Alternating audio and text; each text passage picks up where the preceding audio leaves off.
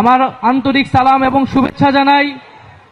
আজকের এই ইফতার মাহফিলে আমরা সকলে একসাথে এখানে সমবেত হইতে পেরেছি, এটার জন্য আল্লাহর কাছে অশেষ শুকরিয়া। আমরা আপনাদের কাতারে নেমে এসেছি, আমরা নতুন একটি রাজনৈতিক দল গঠন করেছি, কারণ আমরা মনে করি জুলাই গণ অভ্যুত্থানের যে আকাঙ্ক্ষা, সেই আকাঙ্ক্ষার জন্য আমরা কারো উপর নির্ভর করতে চাই না। সেই আকাঙ্ক্ষা বাস্তবায়নে আমরা নিজেরাই মাঠে নেমে সেই দাবি বাস্তবায়ন করতে চাই। আজকে আমার পূর্ববর্তী বক্তাগণ কথা বললেন, শহীদ পরিবারের সদস্য বৃন্দ এবং আহতরাও কথা বললেন। সবার কথা থেকেই আমরা স্পষ্ট হয়েছি যে আমাদের এই মুহূর্তের জরুরি দাবিটা কি। আমরা সবাই বিচার এবং সংস্কারের কথা বলছি। 5ই আগস্ট পরবর্তী এই নতুন বাংলাদেশে এই যে সরকার গঠিত হয়েছে এবং যারাই রাজনীতি করতে চাচ্ছে সামনে, তাদের সকলের ন্যায্যতা হচ্ছে এই শহীদ পরিবার এবং এই আহত যোদ্ধা বৃন্দ। ফলে তাদের মনের আকাঙ্ক্ষা কি সেটা আমাদের সকলকে বুঝতে হবে। আজকে দেশে শত শত মামলা হয়েছে, এই শহীদ পরিবারের সদস্যবৃন্দগুলো মামলা করেছে, শেখ হাসিনা এবং আওয়ামী লীগের খুনিদেরকে আসামি করে মামলা করা হয়েছে। যদি এর বিচার ছাড়াই আরেকটি সরকার চলে আসে, তাহলে কি নিশ্চয়তা আছে যে আওয়ামী লীগকে আবার পুনর্বাসিত করা হবে না এই বাংলাদেশে? ফলে অবশ্যই বাংলাদেশের রাজনৈতিক দলগুলোকে, সরকারকে পরিষ্কার করতে হবে আওয়ামী লীগের ফয়সালা কি হবে। আমরা মনে করি 5ই আগস্ট বাংলাদেশের জনগণ আওয়ামী লীগের বিরুদ্ধে রায় দিয়ে দিয়েছে।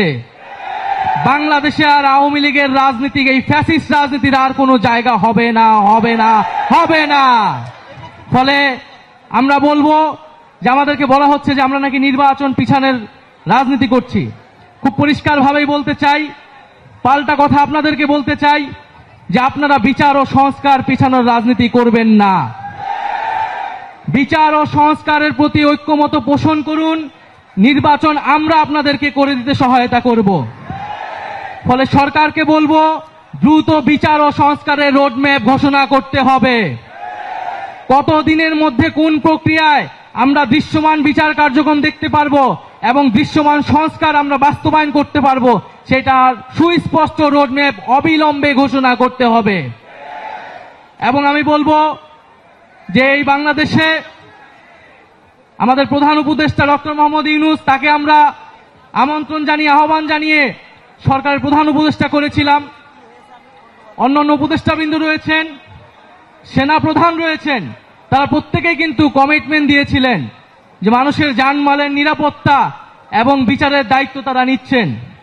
ফলে এই কমিটমেন্ট থেকে কিন্তু তারা দূরে সরে যেতে পারবেন না। জনগণের সামনে কিন্তু তাদেরকে দাঁড়াতে হবে।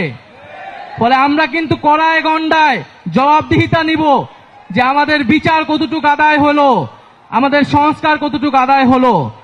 রাজনৈতিক দলগুলা যদি নির্বাচনের জন্য এতই তাড়াহুড়া করে, ভোট চেতে গেলে কিন্তু সেই জবাবদিহিতা তাদেরকে দিতে হবে। ফলে আমি বলবো যে বাংলাদেশে যে ঐক্যমত প্রতিষ্ঠিত হয়েছে, আমরা সেই ঐক্যমত ধরে রাখতে চাই। আমরা কেউই নির্বাচনের বিরুদ্ধে না, বরং নির্বাচনে অংশগ্রহণ করব বলে আমরা নিজেরাও একটা রাজনৈতিক দল গঠন করেছি।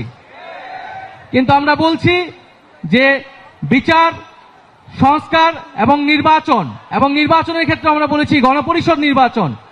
কারণ এই জুলাই গণ অভ্যুত্থানের মধ্যে দিয়ে এই সংবিধান, এই ফ্যাসিস্ট সংবিধান অকার্যকর হয়েছে, ব্যর্থ প্রমাণিত হয়েছে। ফলে জুলাই গণ অভ্যুত্থানকে একটি সাংবিধানিক স্বীকৃতি দিয়ে একটি নতুন একটি সংবিধান এই জাতিকে আমরা উপহার দিয়ে যাব ইনশাআল্লাহ।